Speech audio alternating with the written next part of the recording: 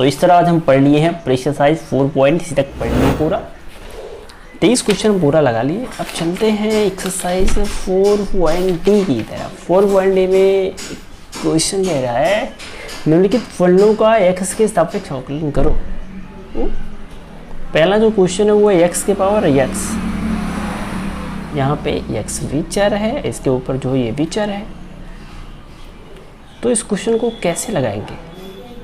इसको लगाने के लिए सबसे पहले एग्जाम्पल देख लेते हैं कि क्या अगर कोई ऐसा एग्जाम्पल है होगा तो उसको समझ के फिर इसको लगा लेंगे। चलते एग्जाम्पल देख लेते हैं।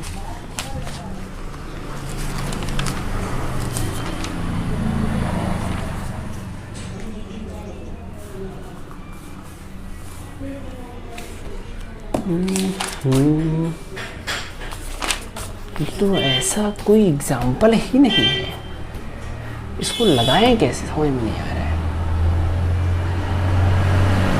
अच्छा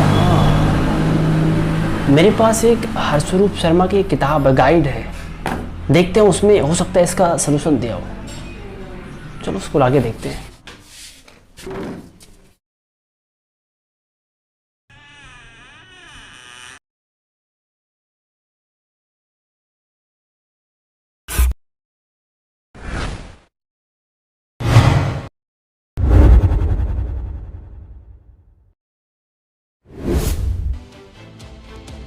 क्वेश्चन क्या है? क्वेश्चन है x के पावर नहीं साइन x। तो एक्सरसाइज 4.d राइट, x के पावर साइन x तो माना y इक्वल टू इतना है, दोनों पक्षों में लॉग लेने। अच्छा ये चीज़ तो समझ में आ रही है। अच्छा ये भी समझ में आ रहा है, लेकिन ये कैसे हो गया समझ में नहीं आ रहा है, कैसे लगा हुआ है यार। बहुत सारी चीजें ऐसी हैं जो समझ में नहीं आती हैं, कैसे होगा। अरे पवन कैसा है तू? अरे भैया आप आइए बैठिए। लीजिए ठीक है, ला मैं बैठता हूँ और तू इस पे बैठ।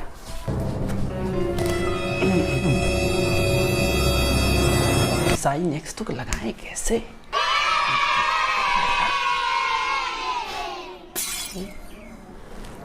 पवन बहुत परेशान है रे तू, क्या हुआ? कोई दिक्कत है क्या तुझको? नहीं भैया परेशान नहीं है, ये क्वेश्चन है पता नहीं कैसे लग रहा है, उसका जो लॉजिक है वो समझ में नहीं आ रहा है। तुमको यूट्यूब पर चला जाना चाहिए और वहाँ पर बहुत सारे टीचर इस क्वेश्चन को सॉल्व करके रखे हैं यूट्यूब पर। जाओ ना वहीं पढ़ाई करो, काहे परेशान हो रहे हो? आप सही कह रहे हो भैया, लेकिन जो टीचर है ना वो सारे क्वेश्चन को यूट्यूब पे सॉल्व कराते ही नहीं है, कुछ क्वेश्चन को ही सॉल्व कराते हैं, बाकी वो लोग पेड क्लास चलाते हैं। तो बेवकूफ़ हमको लग रहा है।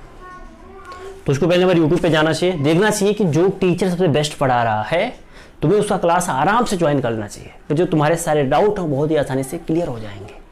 ओके? नहीं भैया आजकल जितने भी टीचर ना जो यूट्यूब पे पढ़ा रहे हैं वो सब एजुकेशन को धंधा बना दिए हैं। हर जो उनका सब्जेक्ट है, फिजिक्स केमिस्ट्री मैथमेटिक्स, हर सब्जेक्ट में वो 500 रुपये मांग रहे हैं। बताइए इतना महंगा कोर्स है कहाँ से ले मिलेगा? ये हर महीने का फीस 500 रुपये ले रहे हैं तो बहुत महंगा हो जाएगा। नहीं भैया पूरे सिलेबस का जो पूरा सिलेबस है ना, फिजिक्स केमिस्ट्री मैथमेटिक्स सभी का 500 रुपये पूरे साल के लिए, जो वैलिडिटी है पूरे साल के लिए है, पूरा सिलेबस है भैया। तब ठीक तो है, और क्या चाहिए तुमको 500 रुपये में? नहीं भैया 500 रुपये पर सब्जेक्ट बहुत महंगा है, बहुत महंगा भैया। अरे नहीं पागल, महंगा नहीं है। जब तू डॉक्टर के पास जाता है, डॉक्टर से तुझको देखता है और देखने के बाद फिर तेरी बॉडी को चेक करता है और जो भी इच्छा आती है, जिस तरह भी इच्छा आती है वो तुमको उतना दवाइयाँ दे देता है और दवाइयों का अपनी मर्जी के हिसाब से पैसा तुमसे लेता है और तुम उससे 1 रुपया भी डिस्काउंट नहीं मांगते हो, दवाई का रेट नहीं पूछते हो, जितना पैसा वो कह दिया आपने तुम चुपचाप उसको निकाल के दे देते हो। और यहाँ पढ़ाई की बात आ रही है तो तुमको 500 रुपये महंगा पड़ रहा है। अभी दोस्तों के साथ मटर गश्ती करने के लिए कह दो तो बाइक उठाओगे, पेट्रोल डलाओगे, घूमने चले जाओगे, तब वो तुमको 500 रुपये महंगा नहीं लग रहा है।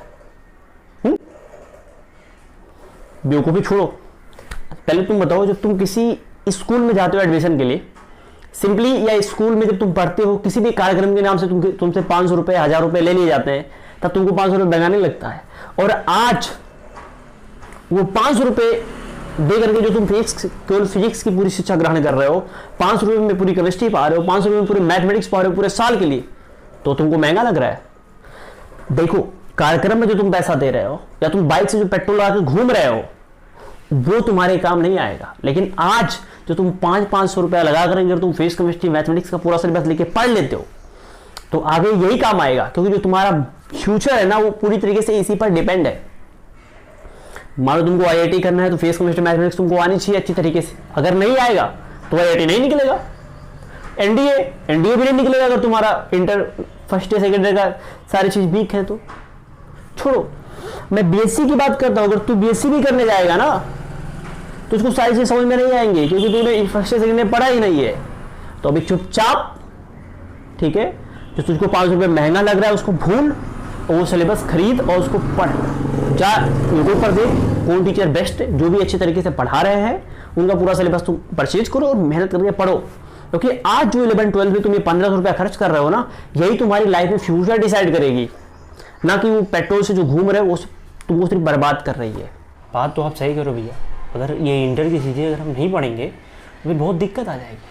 लेकिन भैया हम यूट्यूब पर टीचर से सिलेबस ना खरीद के खुद से भी तो पढ़ सकते हैं। हमको वो सारी चीज़ें आनी चाहिए, आएगा तो हमारे ATA NDA सब कुछ करेक्ट कर लेंगे। हाँ, तो हम भैया सेल्फ स्टडी भी तो कर सकते हैं, खुद से भी चीज़ों को समझ सकते हैं। देखो, तो बिल्कुल ठीक कह रहा है, लेकिन बहुत सारी चीज़ें ऐसी होती है ना, जो जब तू सेल्फ स्टडी करता है तो चीज़ें रहती हैं कुछ और तो उसको समझ लेता है कुछ और जानता है। सेल्फ स्टडी में बहुत टाइम वेस्ट होता है। जब तू चीज़ों को सेल्फ पढ़ता है तो उसके बारे में तो कुछ जानता नहीं है, उसके बारे में पढ़ता है तो रहती है कुछ, उसको समझ लेता है कुछ, और ये सब समझने में बहुत टाइम वेस्ट होता है। ठीक है, तो सेल्फ स्टडी टफ है। सेल्फ स्टडी माने जब तुमको चीज़ें आ रही है तब सेल्फ स्टडी करो।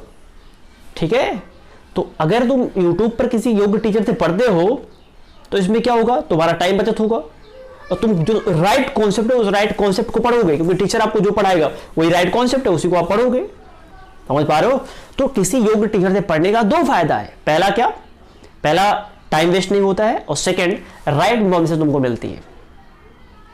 समझ पा रहे हो कि नहीं? आप सही कह रहे हो भैया, किसी चीज में होती कुछ और है, उसको हम कुछ और समझ लेते हैं तो बहुत प्रॉब्लम क्रिएट होती है भैया। हमको राइट कॉन्सेप्ट ही नहीं पता चलता है। भैया आपका बहुत बहुत धन्यवाद भैया कि आपने मुझे हमारी आंखें खोल दी, हमको आपने सही चीज़ें बताया। नहीं तो भैया मैं 11-12 में यही गलती कर देता और करके फिर आगे बहुत प्रॉब्लम होती, मैं कुछ नहीं क्रिएट कर पाता और मेरी जो फ्यूचर है बहुत अंधकार में चली जाती। तो भैया मैं क्षमा चाहता हूँ भैया, और आपको बहुत बहुत धन्यवाद भैया। नमस्ते भैया, खुश रहो खुश रहो खुश रहो।